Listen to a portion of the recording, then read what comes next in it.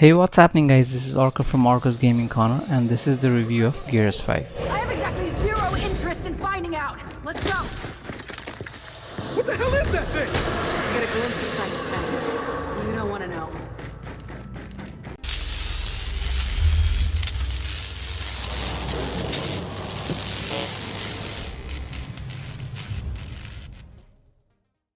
Well, this was the game that I was looking forward to the most and it definitely did not live up to my expectations.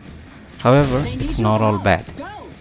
I mean, in 2019 you expect much more from a AAA title that is made by a studio owned by the likes of Microsoft. You just expect more and better products from a company like Microsoft. They are not constrained by budget and resources of any kind. Okay, back to the game now. So first let me do a general rundown of things and then finally I will do a sum up of the thought and for whom this game generally is. Gears 5's plot is such a cliche at this point that I am not sure if there is something that is truly unique in this game. It's the same old good against evil here, and good represents the last remaining humans and evil represents the horde or the hive. Of course, you need to understand that there are some small changes in the game, like this time the cog robots also get infected by the swarm, and there are some minor twists in the main story, like you play as Kate Diaz and learn about her connection to the enemy and in turn find out that this connection can be leveraged in both ways. You also have to take into consideration the fact that this is the 6th Gears game, so if you're like me and have played at least 3 or more titles in the Gears series, then Gears 5 will mostly feel familiar. So for those of you who actually are new to the series, the game will feel fresh and fantastic. There is not much that I want to divulge here, so let's move on to graphics and the world. Wow, just wow. Gears 5 just nails the graphics.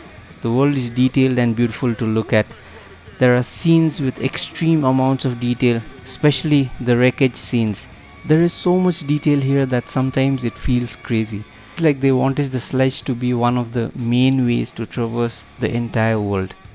After seeing the world design of Control, it actually pales in comparison to that. The weather systems used here is good. The implementation of storms look fantastic but familiar at the same time, because I remember that was a thing in Gears 4 also. So the physics and particle effects in the game is again top quality, but not something we have not already seen.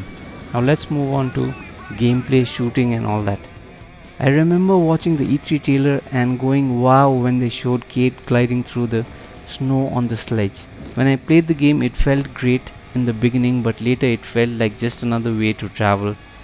Or maybe I felt this way because the destinations to which I was traveling was not that important, and the other thing could be that the sledge was used too much. Gears 5 seems to stick to the true and tried formula of Gears franchise. This is good in some ways, like it's a well thought out gameplay system with a lot of emphasis on cover to cover movement and shooting from behind the cover. So the gameplay feels great and smooth. The shooting and gunplay is one of the best this year. There are some epic set action pieces to be had, with entire structures crumbling with you in them, which makes you feel like you're in a Hollywood movie, and it feels terrific as a player. They also throw in a mix of some well-known enemies with a few boss battles that are pretty awesome. Through the entire campaign, you have companions along with you. Now, of course, this is not a role-playing game, so you do not get to choose or control these companions except for the robot Jack. You can use Jack to do neat stuff like make you and your group invisible for a while, increase your armor in combat, fetch certain objects, and of course assist you in direct combat. Jack can also be fully upgraded with different modifications. Well, this is where I ran into some serious bugs. If you go into Gears 5 and plan to replay some chapters, there are some side missions where you get an upgrade part as a reward for completing the side quest. As soon as you reach that part, the game just gets screwed and gives you a part that you already owe.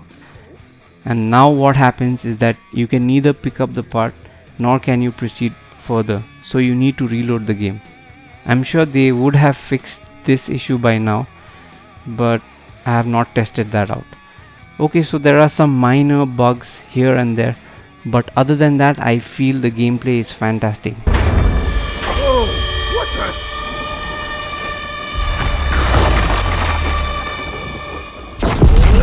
No! Cole!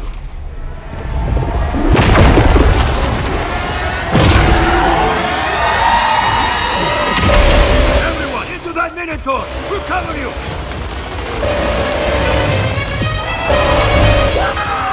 Look! You know I ain't going out like that, baby! Cole! What are you doing? I'm buying you some time! Get out of there, Cole! Good idea! Oh shit! The sound is good and it serves its purpose. It's not the best that I've heard, but yes, you get that grandiose effect. This is a AAA title, so the voice in the cutscenes are superb. The sound of your weapon is fantastic and the chaos in the midst of battle can be clearly heard. It's an Atmos title also, so if you have a good pair of cans or Dolby Atmos speakers, Gears 5 just sounds terrific. Well, amongst all the games that I've played this year, Gears 5 is one of the best looking and it also runs extremely smooth. I played Gears 5 on an RTX 2070 Super with Ryzen 5 1600 and 16GB of RAM at 4K ultra high settings, and it ran at 60 FPS almost throughout the campaign or story mode. I played the game also on my Xbox One X and it runs really well there too. There is also a multiplayer mode which is good, but I will not be talking about that today, and you can also play Gears 5 co-op with your friends, whether they be on PC or on Xbox, because this title supports crossplay. So for normally people who have not played or are new to Gears franchise, this is a no-brainer. It's really good title. It's a really good title for a little as much as $1 on Game Pass. It's also available on Steam and on Xbox. We come to the end of this review, and my final thoughts are that there are still some things to be desired here. Exploration of the world is pretty bland and pointless. There is very little incentive in the form of gear and armor, and the story is just not well tailored. If you are new to Gears franchise, just forget what I said and get the game.